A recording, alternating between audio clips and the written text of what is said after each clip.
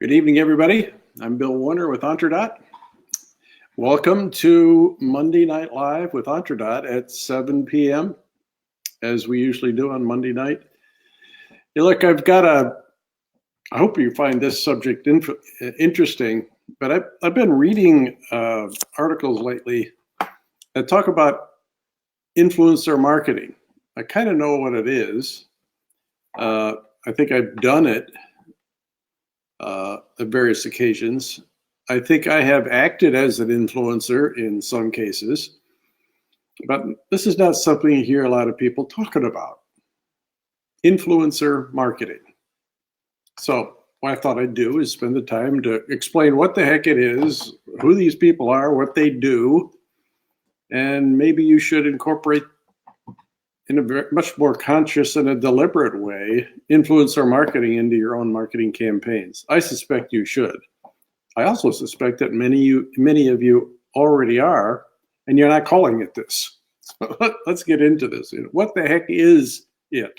What is influencer marketing? So you remember we've talked about in the past, the first step of marketing is building awareness, creating awareness of what you got and what its value is to your potential buyers. Well, that's kind of what we're doing here as well. It makes sense, right?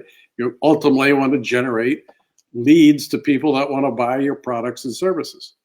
But in this case, you're going to do it through a relationship with a third party, an independent person. They're not a member of your company, but you do definitely know them. And I'll get into how you know them later. But this is a third party. It's a very respected individual, celebrity-like. I'm not going to advocate that you go out and find celebrities, but a very well-respected individual. When you say this person's name, people will know who you're talking about. So very respected. They're an expert in something. Hopefully, they're an expert in something that you sell, or an expert in the market that you're in. That's why you want a relationship with them.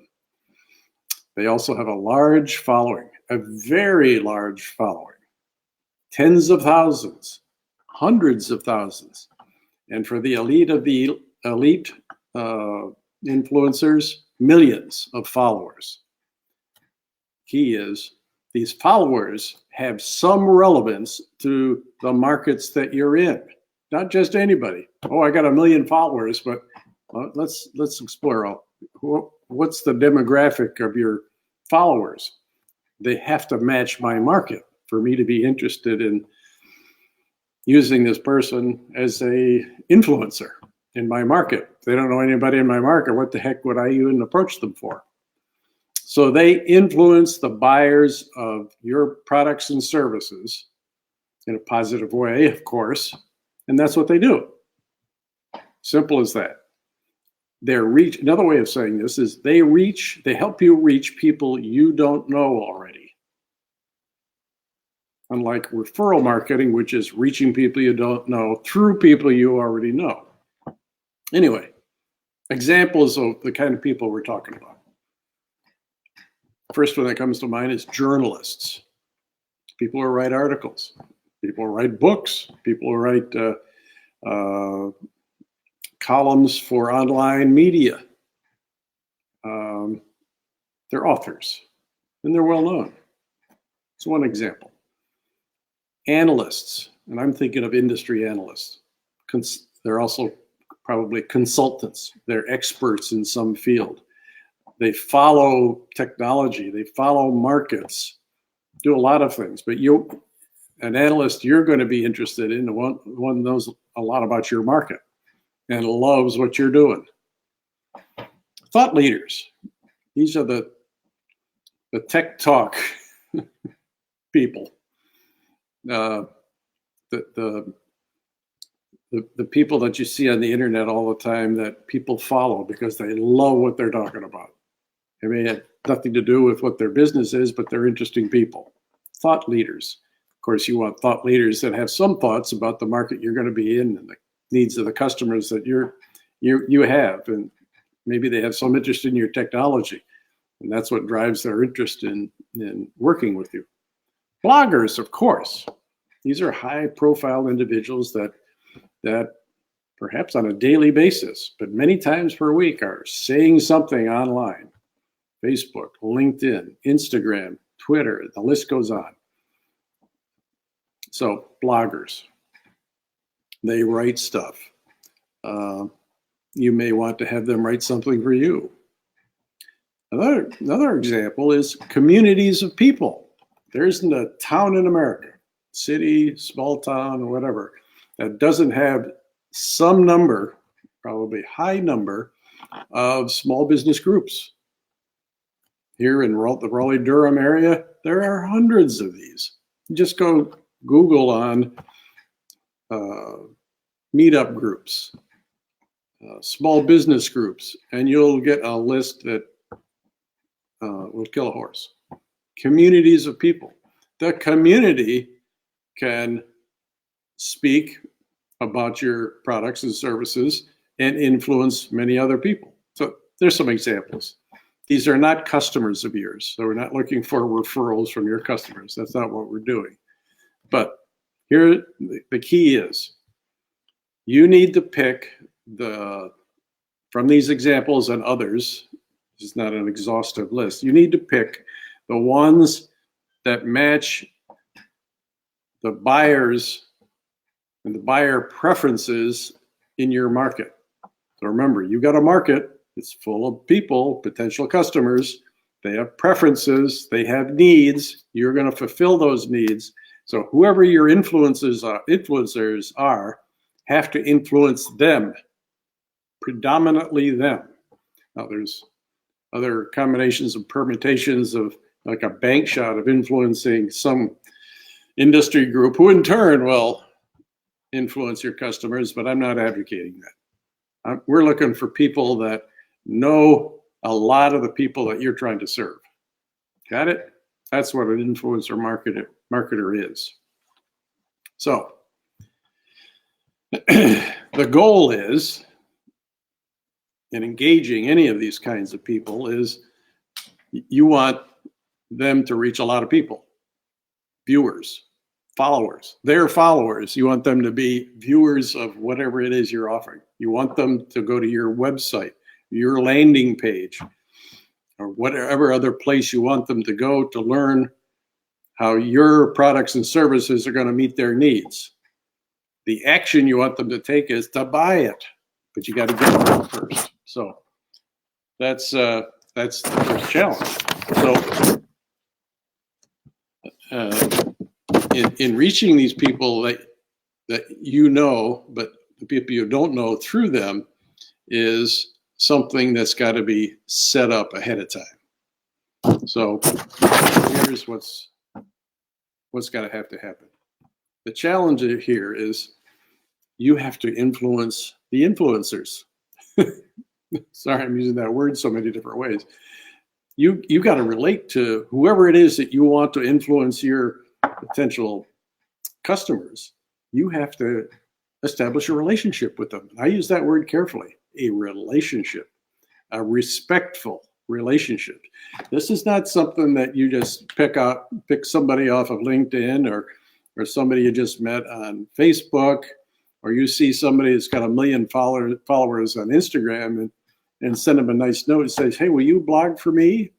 Or will you send out a post? Here's what I'd like to have you say. Would you please do that for me? No, that's not what we're talking about here.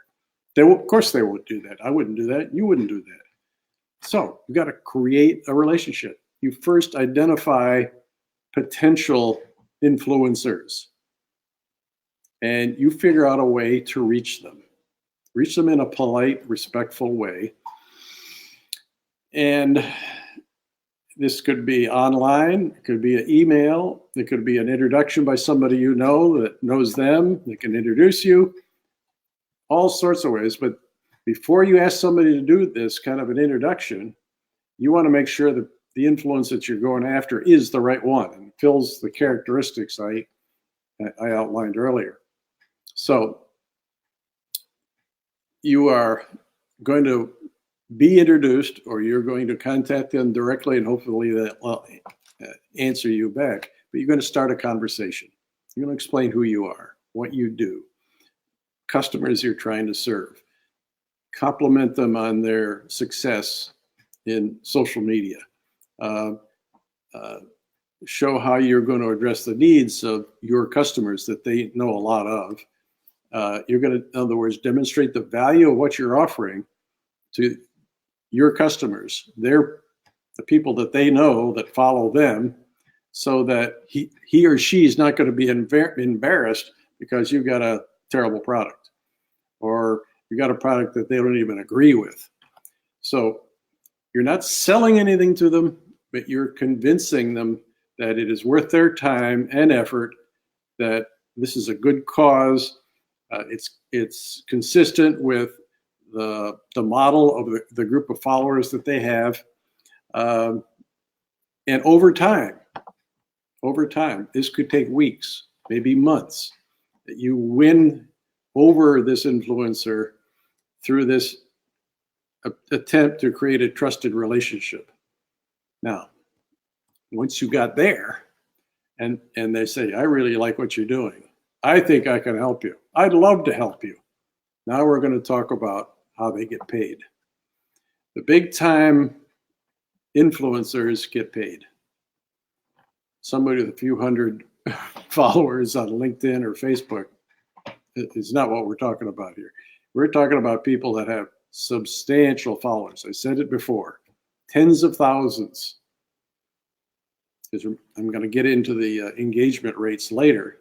You need lots of people to get to the few hundred that you might get from a relationship like this.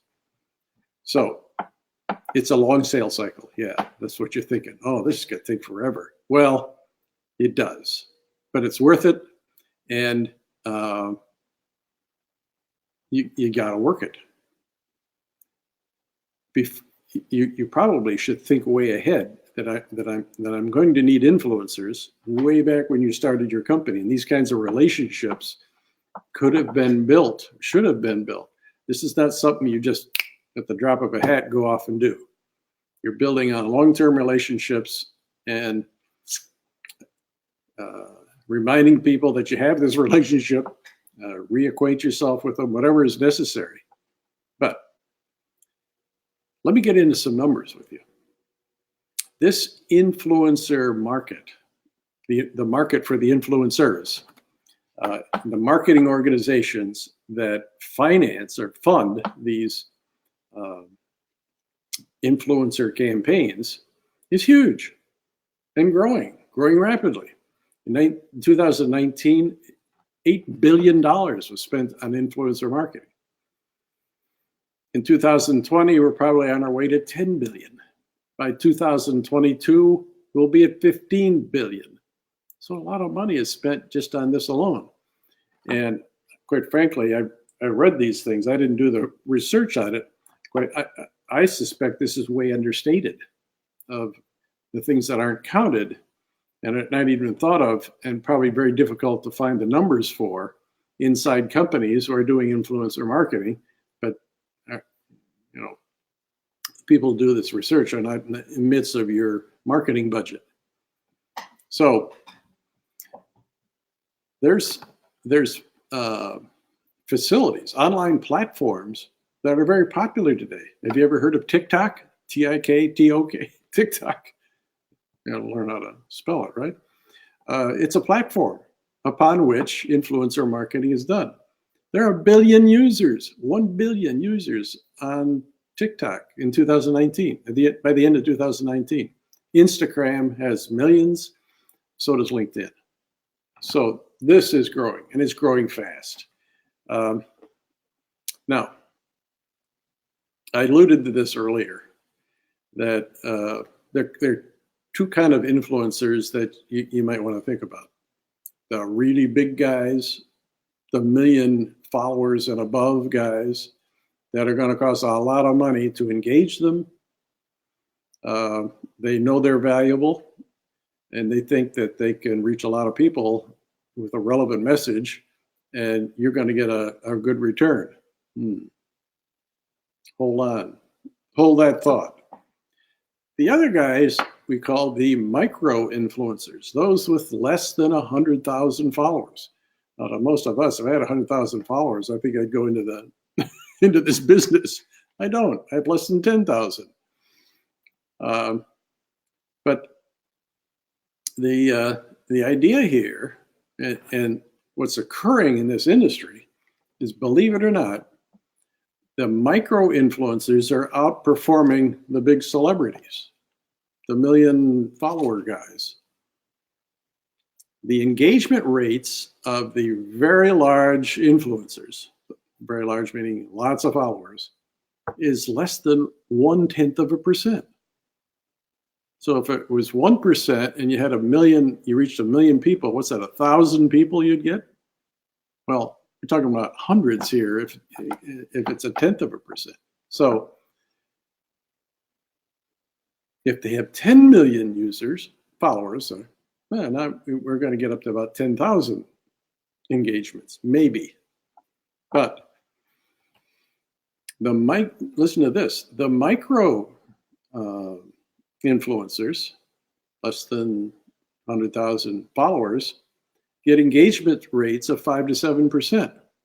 The average for most campaigns is maybe 3 that you see today.